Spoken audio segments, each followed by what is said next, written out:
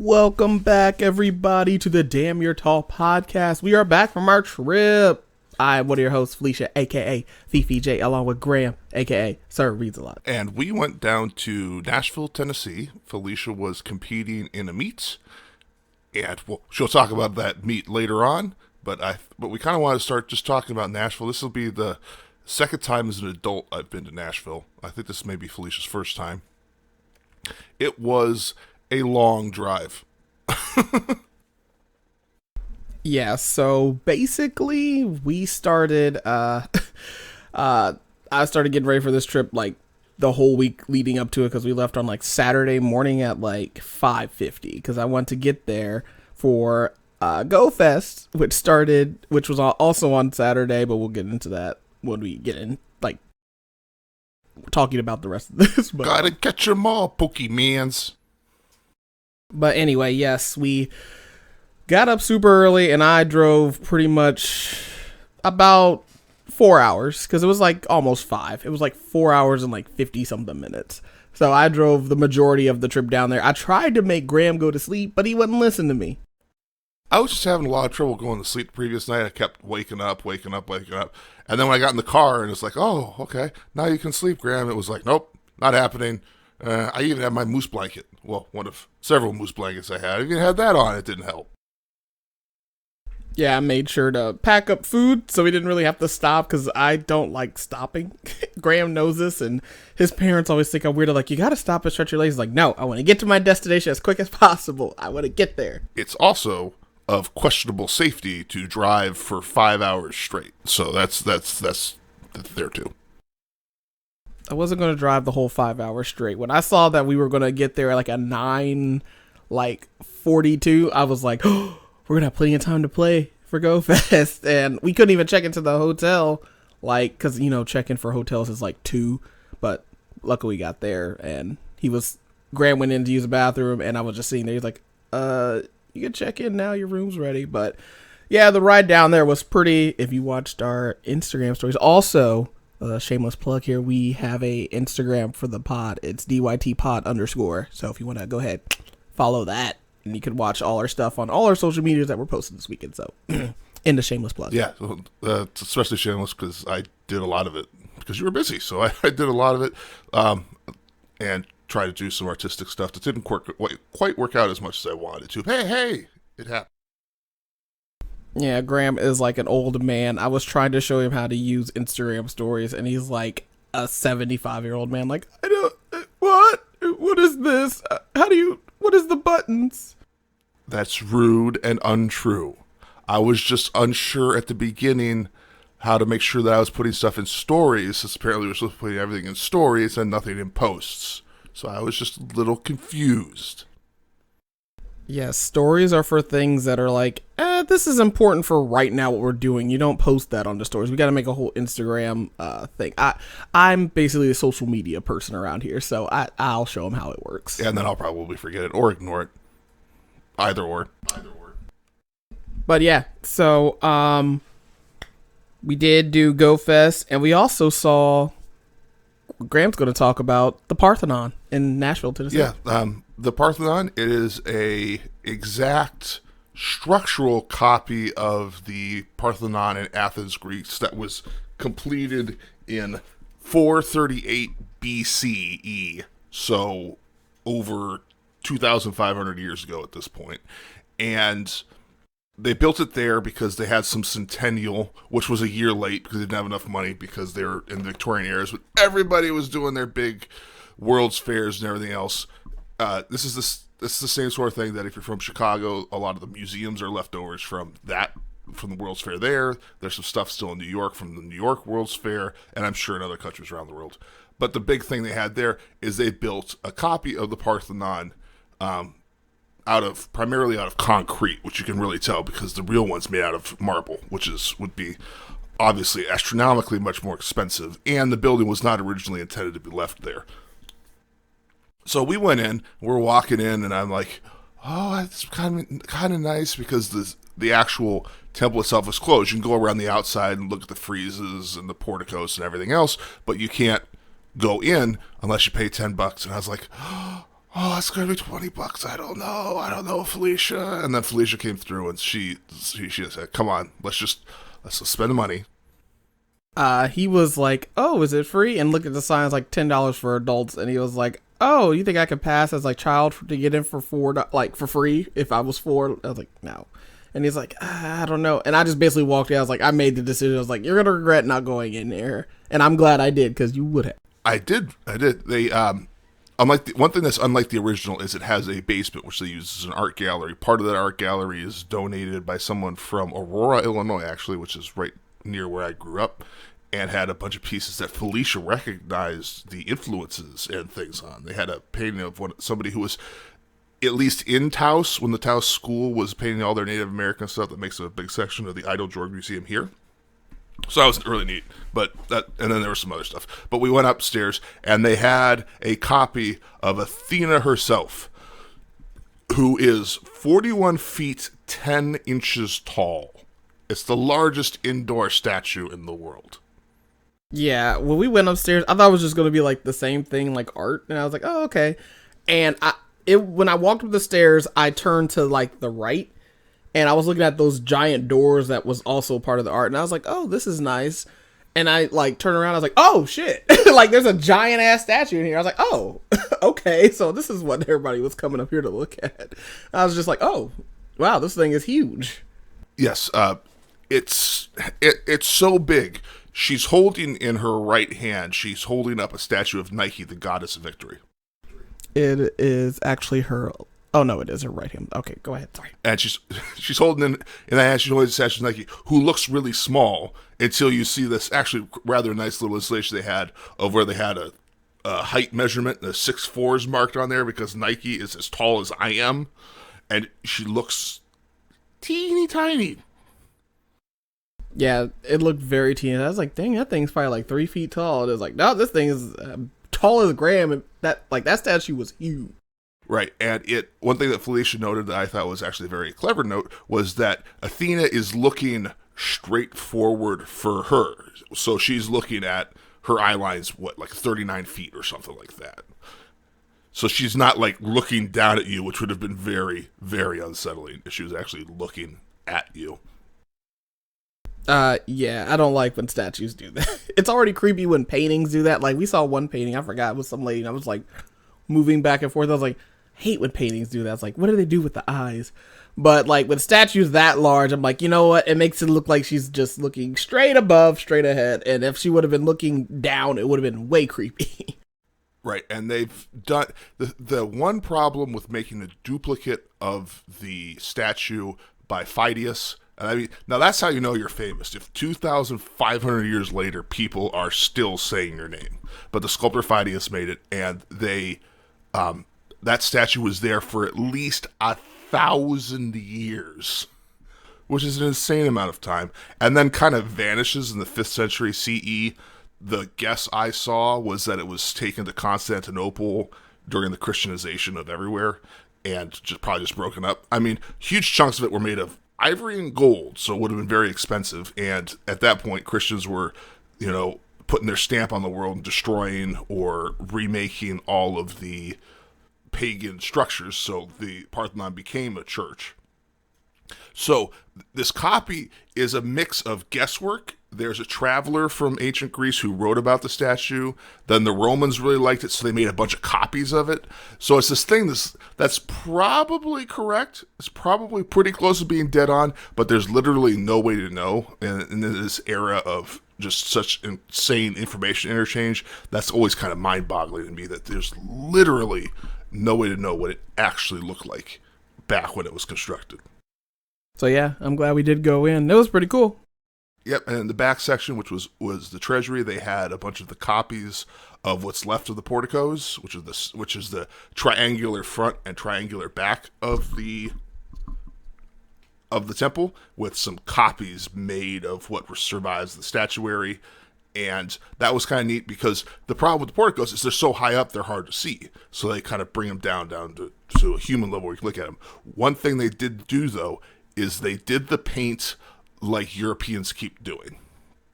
And I understand where it started from, but it bugs me to no end. Marbles are really canvases because they were always brightly painted. And how they did it is they gave it a red background. The friezes on where the roof ends and transitions down into the building. Those friezes are painted white with red backgrounds. No, they were blue and they were brilliantly painted. They had colored glass for eyes. That's one of the reasons why a lot of statues look weird. Their eyes are always cut out weird. It's because it's supposed to be a chunk of glass in there. And they're all painted white, even though they would have been painted brilliantly to look like horses or warriors, lots of warriors, Amazons, whatever they were. So that's where this obsession with like this sort of sterile beauty, it's like, no, that is incorrect, monsieur, because apparently I'm French now. Anyway, the reason why we went to the Parthenon goes back to, I watched this Pokemon Go YouTuber, J. Kim, and he lives in Nashville, Tennessee, and that's basically the place to go for like events, because there's a lot of stops and a lot of spawns. In this place, like outside, it's like a park. Like they have the Parthenon there, and then there's like this huge, like they said, like a mile like walking track. We saw families, dogs, people were playing flag football. Like it was popping that day, because not only was it GoFest, it was a nice day, it was a Saturday, so it was like perfect. And I was like, oh, let's go. And I actually got to meet J. Kim, and I got a picture of him. Another shameless plug. I posted on my Twitter, so if you want to go ahead, check that out, VV_J247. But yeah, and we did GoFest because I was like, well, we're not going to be able to play on Sunday, and I wanted to play because we paid for the ticket, and that's where we went to, was the Parthenon. And I didn't want to walk around too much, not just because I don't like walking in general, but like because I need to save my legs. I know Graham's looking at me like, oh, you don't want to walk, but I did have a meet that I had to throw in that next day, so I wanted to, kind of just walk around a little bit, not too much. We walked basically from shade to shade spots, and I was like, I don't want to be out in the sun because I didn't have a hat. And I wore the hat that I've had since Hawaii, which has always been too small for my head. But to get the kind of hat, I did a little bit of research. I'm like, oh, I'd like a hat that fits my head, broad brimmed, keep the weather out and everything else. The ones I saw were like $300. Yeah, you're gonna have to get one of those hats eventually. But anyway, so we did GoFest there, and yeah, and during GoFest, we saw a whole bunch of fun stuff because we were just sitting there watching people go by, catching our electronic monsters. And I think my favorite thing was that flag football game and watching Shantel misbehave. Okay, if you don't know, Shantel is this girl, this little girl that's probably about 2 or 3. And there is no way for you to know who Shantel is unless you're a very specific number of people from Nashville, Tennessee.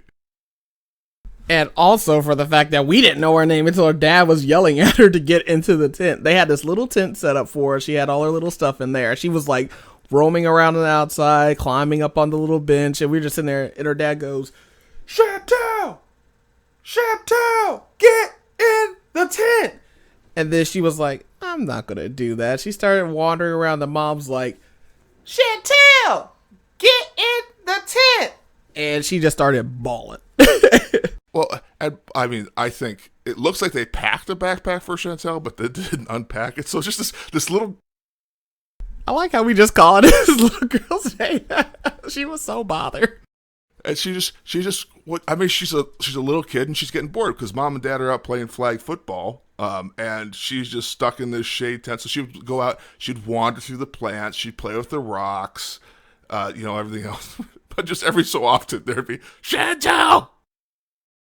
They'd be like, Shantel, get in the tent! And that little girl was like, you see, like, she was just crying. She walked into the tent after her mom said her name, and she just sat in there and just started, it was funny. She did make sure to pick up a spare football first, though, and bring that in the tent with her. Yeah, I could tell that she was bored, but I was like, yeah, Shantel, you better get in that tent. It was a little warm out there. And at least it was like shade, too. So it had little vents and stuff. It was like one of those nice little outdoor tents because everybody was outside just playing. There was, like, when we were getting ready to leave, there was, like, people setting up for, like, a volleyball game. So there was just, like, a lot of activity, which I wish we had something like that, like, here in Indiana, but... Yeah, what I think happened was that was the space where the Central Park, the Centennial Fest or whatever it was called happened, and then they just kept it as public space. which was really nice. And it's also right near Vanderbilt. So there's a lot of... Oh, and there's a whole festival going on, too. Yeah, there was a lot of stuff going on. There was like a tour that you can just hop on, like the bus. That bus curbed it. I thought it was about to tip over. When we were driving past, I was like, ooh. But yeah, so GoFest for us, I'll talk a little bit about this, but we didn't get, like I said, get to play that much. I didn't get as many shinies as I used to. And I think there was like a glitch in the game because we both experienced it, and there was a lot of people that it was buggy, and people were, of course, this happens with like every GoFest, people were not happy with it, but more so that people were not happy with this one because the spawns were like you pay basically to get shinies in like regional exclusive Pokemon, like Tropius, which is like some sort of animal with like bananas underneath it. That's what it looks like, some sort of dinosaur, winged dinosaur. And like the little fire turtle, I forgot what it's called, but the rates were... It's called Fire Turtle. Oh my god. The rates were... I don't know, because I didn't get to play in... Like, I usually play... Like, we went to Chicago in 2019, and then the last 2 years we played here in Anderson, and like I have my special like little loop I go around, and there's like a million spawns. So when we went there were still spawns, but I didn't get as like many shines, which I was like, whatever, I knew I wasn't going to get as many because I was like, I don't want to be out all day. But there was a glitch where you would like have an instance, and it was supposed to spawn like every 45 seconds, and it would pop up, you'd click on it, and it would disappear. So people were upset about that, and then just like how people pay like $15 to play this game, and they were like, I didn't get any shinies. Like, some people didn't get any. I was lucky, I got like 7 or 8. I had like 2 run away because I was trying to play when we were driving on the interstate, and I was like, I knew this wasn't going to work. Important to point out, I was driving when she was playing on the interstate. Felicia does not play Pokemon's Go at 80 miles an hour while she's operating the vehicle. Yes, Graham was driving, so... But yeah, so there was that whole thing, but I did get to meet J. Kim, which was pretty cool. So hopefully I'm in the YouTube video. If I am, I'll post my little section that I'm in. So then we did that, and then we went to go eat. Of course, we were in Nashville, so we're like, we've got to go somewhere where there's a barbecue. Felicia and I had scouted out where the meet would be to make sure that the next day there would be no problems. We're just kind of sitting in the parking lot, and we're like, okay, what are we going to do? And then she pulls up her phone. She's like, so what about Martin's Barbecue? That seems good. And I was like, I mean, I don't know. We kind of assume that if you're in Nashville and you're in barbecue, you have to be good in order to survive. Yeah, because you're going to get those people like, well, this place wasn't... I mean, there's always going to be places that people think are better, but I was like, it's downtown or right there. And I was like, oh, it's like point something miles away, and it wasn't super crowded. So that's where we went. I think that's where Maxine got dinged, was in that parking lot. Oh, you think so? Yeah, because elsewhere where I parked, there weren't vehicles near me. God damn it. Yeah, Maxine got a little dingy. I was like, what the hell? This is why I hate people. But we ate there. I screwed up and didn't leave as much of a tip as I thought I would. I'm sorry. Martin's BBQ, consider this my attempt to give you a tip. And I ordered ribs because I love barbecue ribs, but I also love pulled pork, and Felicia got the pulled pork. And I was initially going to ask Felicia for some pulled pork, but then I got involved in eating my ribs, which is apparently far more intensive than Felicia's used to. It was like he was like a super carnivore. He was like, I was like, oh my god, dude! Like, they had the like wet wipes, and I grabbed some, and he was like, no. I was like, he's like one of those walkers from like The Walking Dead. That's what it looked like. Just because I like to strip off all possible meat from the rib doesn't make me some sort of zombie monster. And them ribs was huge too, and you got 2 sides. Like, I saw somebody later as we were walking out that got the full slab. I was like, there's no way you could have ate that. You probably would have tried. You would have died. Yeah, they were them things was thick. 2 seeds. And the sides were good. I had beans, which of course were cooked with fat, and then macaroni and cheese. They were green beans. Oh yes, I should say that because other beans do not appeal to me. I was going to try some of Felicia's pulled pork, but like I said, I got too engaged in my food. So I got a pulled pork. They would just, have 2 slices of white bread. That's how you know it's good. They have 2 little slices of white bread. Make your own little pulled pork sandwich. And I got baked beans and I got broccoli salad, which I was like, oh, that was pretty good. And I got a side of fries because I was like super hungry because we had not eaten pretty much that whole day. We brought like sandwiches and stuff, but I didn't make breakfast because I went to sleep instead. And I planned on it. And I was like, nah, I want to sleep in instead because I need to be somewhat fully awake for this drive. And we had like little snacks and stuff, but that was like the first meal we had like sat down and ate. And so their sauce, I don't know. I'm used to like the thick kind of like barbecue sauce, and theirs was like water. It was water in the sense of consistency. It was flavorful, and it did do good on the ribs, but it really was. Like, I could have just like sprayed Felicia across the table with that stuff. Yeah, and I was looking at it. I guess theirs is vinegar based. Like, I know there's differences in like the barbecue, and there's like a whole thing. And I was just like, look, I don't really care about that. But when I picked up the bottle, I was like expecting like to be like a like barbecue consistency of like a thick tangy, and it was just like I was like, oh, like it was dribbling out. I was like, oh, okay, but it was good. I think it's like like vinegar based, but it threw me off because I was like, oh. Okay, this is what we're doing with this. I was looking around and I saw like you couldn't see there was like these 3 dudes that ordered their food and they were messing with the bottles. They're like, oh, maybe I'll get a different bottle. And I was like, nah, dude, they all the same. They had the same like expectation. Like, ain't they supposed to be thick? So 2 C's. I don't know if that's a Tennessee thing or just them thing, but that was a little unsettling. I always get dry rub for whatever reason, probably because it doesn't get as much on my fingers, and so what I would do with that is I would eat the dry rub sections, and then I would use the barbecue sauce after I'd eaten the dry rub sections, and it was just meat again. And that worked out really well. I did discover that I think I'm bad at ribs. Yes, you are. Because I like the actual rib meat a lot more, which is not very fatty and comparatively not very flavorful, versus the stuff on the near the spine.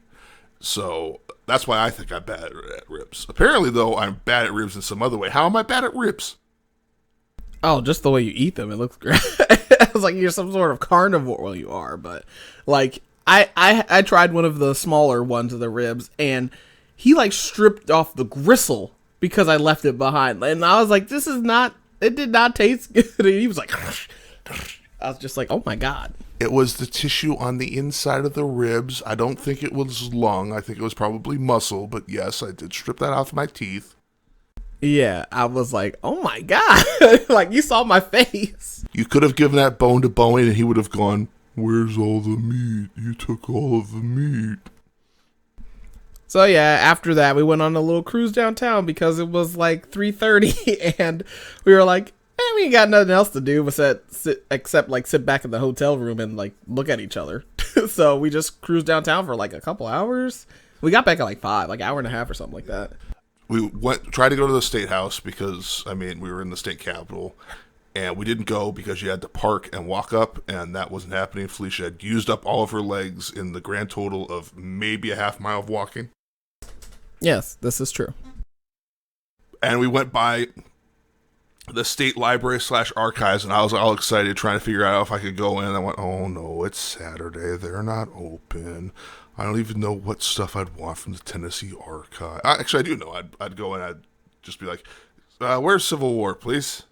Just any part of the Civil War will be fine. Oh, you have like numbers on gunpowder shipments? So that's fine by me. That's interesting. But we drove around there for a while. We found downtown. Downtown Nashville is a place that needs to have no cars. They really needed to just shut down cars in downtown Nashville. Oh God, yes. Like, it was very like, I'm used to like our downtown. Like, at least we can like drive in some places. These streets were basically almost like one car can only go down. Yes, they were very narrow, and there's a lot. And in the downtown section, there's a lot of people doing a lot of stuff, walking around. And we were driving fairly early, so everyone was still relatively sober. I can't imagine how it would be later on at night. I don't know, because like it was like every like few feet there was like a party bus with people dancing and drinking for like some sort of bachelorette or bachelor party. Like everywhere down. You were like, what is going on this week? I was like, well, it's summer and people are like going to Nashville because it's relatively probably cheap. Yeah, and I mean there were quite a few bridal parties, because you could tell because everybody had the same shirt except for the bride. And then also a fair number of just girls' night out. I saw at least 2 different groups of people who had paid to have shirts printed out that had girls' night out with like their name and logo. We saw a couple cars that were like, bride's weekend, Venmo money to this address. It was like, Venmo me. I was like, dang, they want everything. It was like on a lot. It was like at least 2 or 3 cars that had that on there. Yeah. So it was nice to see, but really that definitely could have improved by just shutting down the streets to vehicles. And me being the sport person, I was like, when we went to Vanderbilt, I saw their football stadium. I was like, dang, that's pretty big. And I was like, wait, where? I was like, they have a football team here. Because, in Alabama, there's no football team besides Alabama. And I was just... Auburn. Don't forget Auburn. No one really cares about Auburn. Like, well, having lived in Alabama, I can tell you that's 100% not true. Okay, I'm from Indiana, and I can tell you no one's checking for Auburn. Anyway, I was like, where did the Titans play? And I said that earlier in the day, and I was just like, and then I was like, oh, there's something like across like some river. And I was like, I wonder where Tennessee, like the Titans play. And like we passed it. It's like home of the Tennessee Titans. I was like, oh, so it's Nashville. I felt so stupid. And we kind of just laughed about that all weekend. Cause I was like, oh, so they play here. I thought it was somewhere else. I don't know why. I mean, Indianapolis Colts play in Indianapolis. It's not like the Nashville, Tennessee Titans. So, Well, and then, I mean, it's the Chicago Bears, but as anyone downstate will tell you, we don't matter. So, yes, we did that, then basically kind of chilled out for the rest of the night. And we finally get to Sunday, meet day. Woo! That is sarcasm because this meet was, I won't say bad. It was nice seeing people again. It was nice seeing my friends again because I got to see like Raven and all Jazz and everybody there. But okay, so this meet was, I don't even know what it's called. It was some Nashville music, whatever. And we were supposed to be on ESPN, so hence the name of this title. I was on ESPN, ... sorta. They had a slot for us where we were supposed to be at like noon or like 1:30. So first of all, they spelled my name wrong. So I was like, oh, that's strike one. Well, the other strike one was I had no idea where to go in and like check in. There was no signage. Everything was like blocked off. I had to basically walk around to figure out and ask somebody till I finally figured that out. And when I went to go check in, I was like, I don't even need to go to the practice area. I could just stay right here, which was nice because I didn't have to like go to a call room and all that stuff. And when I went to go check in with like the officials at the throwing area, I was like, oh, my name is spelled wrong. I was like, I know I spelled it right when I checked in. And I looked at my like thing on my phone to like register. I was like, yeah, that's spelled right here. So I was like, did no one just look? So, went to go weigh in my implements. That was fine. Everything went by smoothly. Competition wise, it was like we still don't exist. And that's the problem because this thing was supposed to be like for like TV exposure for track and field. And I understand why people like watching the running events because you can see more people. With throwing events, I just realized it's like we're one at a time. And yeah, which is great because we get a spotlight just on us, which is great for us. But I went to go look back at the replay. They literally showed 3 throws. They didn't even show the girl, as far as I know, who won. And that I was like in the background. I was like, oh, there's me in the background. I was like, I thought they would actually show. There was literally 8 of us. Actually, 7 of us. And then they cut away to have 3 people talking underneath a tent, which I was. Oh my God. Yeah, they were just showing like the announcers like, really? We were like throwing at that time, I believe, and we had to take, so like a few people dropped out, so there was literally only 7. So we took 6 straight throws. And if you know anything about throwing, taking 6 back to back after you're trying to perform very well, it's exhausting because it was hot out there. There wasn't a lot of shading and you don't get that like little buffer. He gave us like 20 seconds, so we have to wait to go in to make sure they spot the ball, which I will say the meet that they did run, it was professional. Like the crew and everything there, that was run professionally. It's just like trying to appease like TV time is annoying because they're like, okay, we have to wait like a couple minutes because this is going to be like live. And we're like, okay. And when they told us like, oh yeah, we got to wait for your ESPN, we're all kind of like rolled our eyes like, yeah, sure. We knew the deal because they never show us. We know it's basically, even when I went to trials, I think they showed my throw in 2016, but it was like a blip. They basically just showed us like going around the track. We made the team. Part of it is I think they're still in a football mindset, because you show the announcers talking in football because there's breaks, there's halftime, there's all this time where there's nothing happening on the field. The game itself is not occurring. But track and field is not a singular event.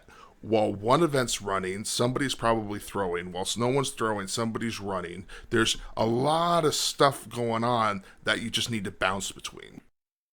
Yeah, but they always show like, here's the 3,000 and all this, like, okay, you can show the first 2 laps and they got like 15 more laps and then show the last 2. That's all you really need to see, which I know people who are actually running the race, but I mean, they get a lot of exposure already. We're just little shot putters. So we had our music going, trying to get prepared. And it was just kind of like, the meet itself was just kind of bleh. Like, you were there standing there, like, it was like, no, like, yeah, let's go. We were trying to pump ourselves up, and that didn't work because we would just go straight on through. And that, I was like tired at the end of that, because that's like full out trying to compete at your highest performance. And they're just like, all right, keep going, keep going, keep going. Like, our competition, our warm up was probably like 30 minutes. Our competition was like 20. I think part of also what made it hard to get pumped up is you guys were out in the infield and there was no fans anywhere nearby. Normally when like you get the pump up, you start doing the clap and everything else.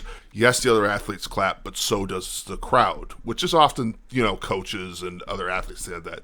But there's actually kind of there's a soundboard to bounce off of. Those people can clap. When it's just you guys, with just 7 people clapping for themselves, it doesn't work very well. So yeah, but after the meet, we all just kind of talked like, this is why people don't want to stick around in the sport. For one, we don't get any recognition. Everybody there has like full-time jobs and it's just exhausting. Like, it takes a lot of work. We have to do all the prep. Like, I planned this trip myself. Like, I set up, I filled up the gas, played, hotel, everything, which is not that hard. I've been doing it since I've been a professional, booking tickets, hotels, everything. I'm like a travel agent at this point. But it's a stressful distraction from your main job, which is to show up and throw well. I don't think Kobe Bryant had to sit around and worry about, now, which hotel should I go to? No, they have people to do that for them, and that allows them to operate at a higher level of skill. Yeah, I'm that people. I'm that people that has to do everything, but that's track and field. So everybody has to do it. Even the top, they have a little bit more money, but I'm in a non-fun event. I know that coming into this, women's shot put is not, a money maker. Women's shot put does not make USATF any money. It's running events, and field events in general don't make a lot of money because we don't get seen as often. They're always on the track. We're always on the outside. But it's also kind of a self-fulfilling prophecy. It's we don't get any attention for throws events, so we don't so we don't show the throwing events, so nobody sees the throwing events, so nobody cares about the throwing events, so we don't show the throwing events, and it just becomes very cyclical. It becomes, I really think that, yes, runs are where the attention is, but throws do a wonderful job of filling in when they're prepping for the next run, when they're out setting out the hurdles or when they're out setting up whatever else. Throws tend to run as long as the other events do, so you just cut to the throws and show them, but they don't seem to want to do that. So this is the last thing I'll talk about this for the meet. Basically, I was talking to Larry about this, and I'm like... Larry Judge, your coach. I was talking to him about this, and I was like, I hate going out to Eugene because it takes a lot of time. Yes, I know it's Tracktown USA, which the first time I went there, I was kind of like, oh, this is cool. But I've been out there so many times for track things. It's exhausting and it's expensive because they jack up everything because it's in Eugene, which is a very small, part. It's not like Portland or somewhere bigger. But I mentioned this to him and I was like, I don't know why they keep putting things out in Oregon. Yeah, they did. They're having worlds out there for all the people are coming in, which great for them because I'll be getting a whole bunch more exposure. But everybody knows about track in Eugene. we're not hitting any new markets out there. Like, they need to have it in freaking, like the only places I've ever had outdoor nationals are like California and Eugene. And indoors, it's been all over the place for indoors because no one really cares about indoors. But it's always in somewhere in California or in Eugene. In the past, I think 3 years, because they spent so much money on that stadium to get Worlds there, it's probably going to just continue to be out there. I was like, you're not hitting any new markets. Everybody knows about track there. Like, you go out there, people know about track. We're not hitting, like, people that are like, oh, I never, like, people that watch just the Olympics for track. Those are the people you need to get engaged. Like, that, and that's all I basically have. I was, like, just thinking about that. I was like, we're not hitting any new people. That's how the sport is not going to grow. And USA Track and Field is based in Indianapolis, which is basically in the center of the country. And there's no events here. Yeah, I'm like, why don't we have something in where USATF is based, like here? I know I'm biased because I live here. I was like, oh, it'd be cheap. But I'm like, there's so many events and everything going around. We have like NCAA, like football conferences, like the tournament for basketball. It's like, why can't we have track here? And it's not super hot all the time. Like, it's a nice breeze and we get like, it's humid, but it was burning up last year at Eugene. Like, it was unseasonably hot out there. Like, people were dying. They had to move events at night. But yeah, so that's pretty much. I did get some prize money, so that was nice. You know, make the trip a little bit worth it. I'll probably add that to my Gen Con fund. Yeah. So, yep. And then pretty much right after that meet was over, I went to go change my clothes and we drove back home. So it was a very, very short turnaround. So. And the drive back, you have noted that we could talk about it a little bit here. I don't know, there's really a whole lot to talk about because it was pretty much just a straight drive back. I did more of the driving this time because I was actually awake. And also I stole the wheel from you. You thought you were going to take over. And I was like, no, my car. I drive. Yeah, so I drove like, I'll say we were going into like Bloomington as we like stopped to use a restroom because we were on the road for about 3 hours at that point, and I took over from that point. And basically, we pulled over to get gas once, and then we went back to my parents' house to pick up Boeing, who had a little adventure of his own. Yes, Lo is very much... Lo is my mom. Is very much not interested in getting dog hair everywhere in her house. Which makes Boeing a particularly bad choice because he's a Corgi and Corgi shed all over the place. But apparently, they're getting the floors done, the carpets washed or cleaned or whatever. So she let Boeing out. So Boeing got to wander around the house. I talked to your dad. Your dad's like, yeah, he was sleeping over there and over there and over there. I was like, yeah, that's Boeing. And apparently, he clambered all the way upstairs again to hang out with the people up there. And then couldn't get back down and kind of stood at the stairs. Was like, would somebody save me from myself? I'm too old.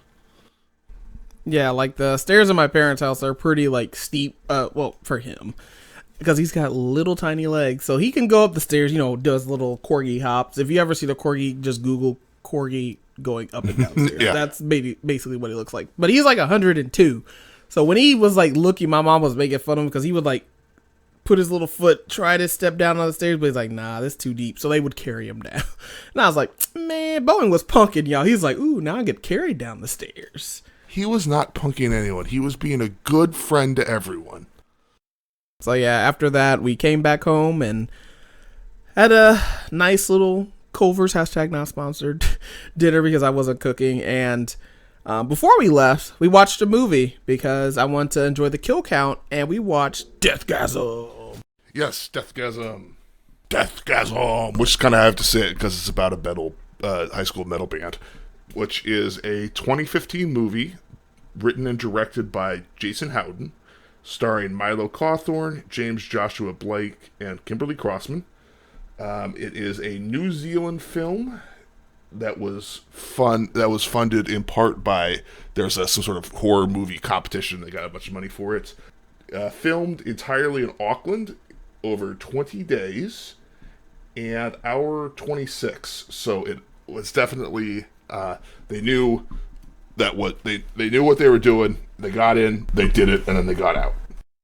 Basically, the movie is about this metal band. This guy, the main character, his mom goes on like a bender, as he says, and a meth bender, and she has to live with his like super religious in-laws. His I don't know if it was his mom's brother or something like that. And of course they're kind of like nerdy, and one of the characters plays D&D. And I thought that was funny. Gets dice shoved up his nose by the bullies.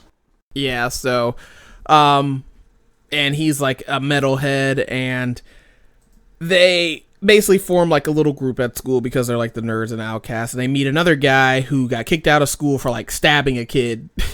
And he also joins the band, and that's how they come up with the name Deathgasm. And basically the gist of the movie is they get this sheet music, and it's like to summon a demon, and of course it's in Latin, and I'm like, don't play that. Like, never play anything in Latin. The director of the movie definitely saw, was it Night of the Living Dead? Not Night, another Sam Raimi. Evil Dead. There we go. Because there was a lot of like Evil Dead-esque like shots in this movie. There's some very intentional Evil Dead references, and even the plot to an extent is similar to Evil Dead in the sense that it's a bunch of teenagers get together and accidentally summon evil, which is the plot of the first two Evil Deads. Yeah, so basically hopping a little bit deeper in the movie, they get the sheet music first. They don't play it all the way. Then eventually they get the nerve to actually finish playing it, and then it spreads like this demon virus. Like, people are just like, they don't have any eyes, and it spreads to like everybody in the neighborhood besides like them. The love interest, for some reason, I never understood that. How come she didn't? They never really explain why anyone in particular isn't affected by the music. There's sort of a throwaway of if they heard it, but then again, that doesn't really explain much. So yeah, and this was basically a gory, bloody mess because the director was like, I'm tired of the CGI like shit. I want some like practical effects, which, it was kind of cool to see, as just like the Evil Dead is like type of thing. And there was definitely a few shots where they just had a blood sprayer right off screen and just blasted it in an actor's face, like the scene where the mean teacher is in the classroom, and then just, yeah. He like farts, and the kids are like, ha ha ha, laughing, and all of a sudden it just like shits out blood, and it was just like spraying. I was like, okay, that is when you leave once you see that. Like, they all just stayed in there. I was like, what is wrong with y'all? Come on now. Of course, it's like the nerdy kid saves the day, and there was one scene where he was fighting his uncle and aunt. Like, they got possessed, and they had to like kill them, and they had a box labeled church stuff, and it was just like sex toys and dildos. Yeah, it was a whole bunch of sex toys, and then they have a fight scene where it's the two kids fighting the in-laws with the sex toys, and I appreciated that a lot of sex toys were just completely ineffective, because they would be completely ineffective as weapons. Yeah, they were like just slapping them in the face with it. I thought it was hilarious. And his cousin, which was the main bully, he like beat him up earlier in that day, and he comes in the door perfectly fine like normal. He's like, what's going on? And he takes the chainsaw and just like saws his head off. Yeah, and the guy's like, what? He's like, oh, he was this is where like it was like a horror comedy. He's like, oh, you didn't see his face? He was like, yeah, you didn't see that? And he just goes completely normal, because he was like, finally he's dead. I was like, I didn't see that coming. So that was kind of funny, actually. And there's another little gag with some dice where he has like a paintball gun, and he's like shooting paintballs at the zombie, and it's our demon, I guess, and it's doing nothing. So he grabs like the other like the nerdy kid that plays the piano in the band, and like shoots them with the dice. He's like, my dice. Yeah, and then which is somewhat more effective, but not really. Yeah, so, and then eventually, I mean, there's a lot of stuff that goes on in this movie, but I really think you should probably check it out. I really enjoyed it, but yeah, I would put this in more of the watch category. Maybe that's like super high focus because it's not like incredibly deep, but it is a fun, silly. It's a horror comedy with a lot of gore and guts and gags in it. So yeah, I mean, they definitely set up for sequel, which I don't believe is going to happen. Probably doesn't need a sequel. There's something on IMDb claiming that it's in production, but who knows what that actually means. So with this movie, of course, the good guys win. One of the guys in the band gets corrupted by the demon, and he's like partially like he can't control it. So this friend has to kill him, and he comes back. There's like an end credit scene where he's like in the music, like a record player. Yeah. And he is like, oh, and they go over like the death band like names again because the other two guys died. Which was a bit of a surprise. You kind of expected them to survive. Yeah, kind of actually. But these characters, they didn't say what year they were in, so it was just left up to like speculation because he gives a love interest CDs, and people don't really listen to CDs anymore. People listen to records now, but vinyl, but people don't listen to CDs, and she's walking around with like a Discman listening to music. There's absolutely no reference to cell phones whatsoever, so I assume it was meant to be more of a period piece without stating it was a period piece. Yeah, I'm pretty sure this is like late 90s, early 2000-ish, I think. So I kind of like that, where like, and they wore like metal clothes, like how like I guess a writer in their like 50s was like, well, just give them a whole bunch of spikes and face paint to make them look like Kiss. That works, right?